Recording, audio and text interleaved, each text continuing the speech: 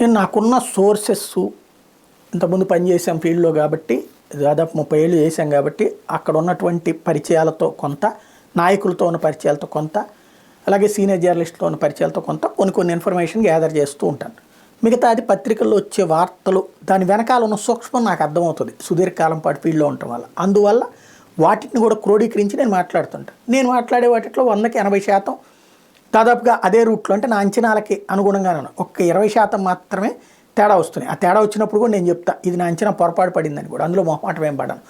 అయితే నేను మొన్నటి నుంచి చెప్తూ వస్తున్నా, భారతీయ జనతా పార్టీతో పొత్తు విషయంలో ఏదో బలమైనటువంటి ఇది అడిగారు అమిత్ షా, దానికి ఇక డెసిషన్ తీసుకోవాల్సిన చంద్రబాబే అన్నటువంటిది నిన్న రాత్రే నేను ప్రస్తావించాను. నేను రాత్రి 9:30-10 టైంలో కూడా ఒక వీడియో పోస్ట్ చేశాను. చంద్రబాబు గారు తాజాగా వాళ్ళ కార్యకర్తలకి ఇన్ని రోజుల తర్వాత 10 రోజుల తర్వాత ఆయన వాళ్ళ టెలికాన్ఫరెన్స్లో మాట్లాడి పొత్తుల వలన కొన్ని సీట్లు కోల్పోతారు, దానికి సిద్ధంగా ఉండండి, ఆ తర్వాత మిమ్మల్ని నేను కాపాడుకుంటాను, మీకు మంచి పదవులు ఇస్తాను అని చెప్పారు. అంటే అది భారతీయ జనతా పార్టీతో పొత్తు కోసం ఇక ఖరారు అయిపోయినట్టు. ఆయన కూడా సైకలాజికల్గా వాళ్ళు అడిగేది అది, ఎక్కువ అసెంబ్లీ సీట్లు అడిగారు, ఎక్కువ పార్లమెంట్ సీట్లు అడిగారు, ఎన్ని అడిగితే ఇవ్వక తప్పదు, బీజేపీతో నీకు ఇవ్వను అని చెప్పే సీన్ లేదు తెలుగుదేశం పార్టీ అన్నది కూడా చెప్పుకున్నాం.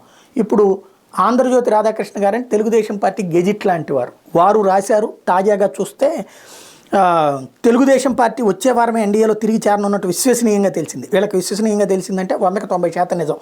టీడీపీ అధినేత మాజీ ముఖ్యమంత్రి చంద్రబాబు, జనసేన అధ్యక్షుడు పవన్ కళ్యాణ్ ఈ నెల 19 కానీ 20 కానీ దేశ రాజధాని ఢిల్లీ వచ్చే అవకాశాలు ఉన్నాయి. లోక్సభ ఎన్నికలకు పార్టీని సమాయత్తం చేసేందుకు శని ఆదివారంలో ఇక్కడ బీజేపీ జాతీయ కార్యవర్గ సమావేశాలు జరగనున్నాయి. ఇవి పూర్తయిన వెంటనే పొత్తులపై వేగంగా నిర్ణయాలు తీసుకోవాలని బీజేపీ అగ్రనేతలు భావిస్తున్నారు. తెలుగుదేశం జనసేన నేతలతో ఈ నెల 20న లాంఛనంగా చర్చలు ఉండవచ్చని తెలుస్తుంది.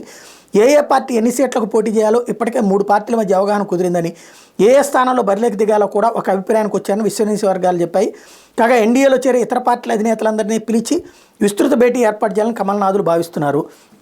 ఇదే సందర్భంలో తెలుగుదేశం పార్టీ ఎంపీ అభ్యర్థుల ఎంపిక మీద ప్రతిష్టంభన ఏర్పడింది. బీజేపీతో పొత్తు వ్యవహారం తేలిన తర్వాతే స్పష్టత కదలిక వస్తాయని టీడీపీ వర్గాలను చెబుతున్నాయి. కొద్ది రోజుల క్రితం టీడీపీ అధినేత చంద్రబాబు ఢిల్లీలో కేంద్ర హోంమంత్రి అమిత్ షాతో భేటీ అయిన విషయం తెలిసిందే. ఎన్డీఏలోకి తిరిగి రావాలని చంద్రబాబును షా కోరారనేది ఇది దిక్కుమాలిన ట్విస్ట్. ఈయన అడిగితే వాళ్ళు రమ్మన్నారు కాబట్టి వాళ్ళే అడిగారని చెప్పేటువంటి ఇట్లాంటి దిక్కుమాలింది. ఇదివరకు పవన్ కళ్యాణ్ కూడా అట్లాగే చెప్పుకొచ్చారు. పవన్ కళ్యాణ్ దగ్గరికి వెళ్ళి చంద్రబాబు మద్దతు అడిగారు, కానీ చంద్రబాబు నాయుడు వెళ్ళి పవన్ కళ్యాణ్ వెళ్ళి చంద్రబాబుకు మద్దతు ఇస్తానల్ల, కానీ ఆ రోజున అట్లాగే రాసుకొచ్చారు. సరే ఇప్పుడు వాళ్ళిద్దరు కలిసిపోయారు కాబట్టి ఇది పక్క వెళ్ళిపోయింది అనుకోండి. టీడీపీ ఆంధ్రప్రదేశ్ చంద్రబాబు ఢిల్లీలో కేంద్ర హోంమంత్రి అమిత్ షాతో భేటీ అయిన విషయం తెలిసిందే. ఎన్డీఏలోకి తిరిగి రావాలని చంద్రబాబు షా కోరారు.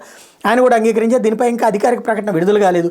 శని ఆదివారాలు ఢిల్లీలో బీజేపీ జాతీయ కార్యవర్గ సమావేశాలు జరగనున్నాయి. ఆ సందర్భంగా నిర్ణయం తీసుకుని ఆ తర్వాత లాంఛనంగా టీడీపీకి బీజేపీ ఆహ్వానం పలుకుతుందని అంటున్నారు. ఇంకోవైపు ఉండవల్లిలోని చంద్రబాబు నివాసంలో రాజ్యసభ లేఖనం పూర్తయిపోయిన తర్వాత ఇదంతా జరుగుతుంది. ఇందులో Tirupati SC Lok Sabha ticket TDP బీజేపీలో ఏ పార్టీకి కేటాయించినా ఒక కుటుంబంలోని వాళ్లే పోటీ చేసే సూచనలు కనిపిస్తున్నాయి. కొంతకాలం క్రితం తిరుపతి లోక్సభ ఉప ఎన్నిక జరిగినప్పుడు బీజేపీ అభ్యర్థిగా రిటైర్డ్ ఐఏఎస్ అధికారిని రత్నప్రభ పోటీ చేశారు. టీడీపీతో పొత్తులో ఆ సీటు బీజేపీకి లభిస్తే ఈసారి టికెట్ తనకైనా ఆమె ఆశాభావంతో ఉన్నారు.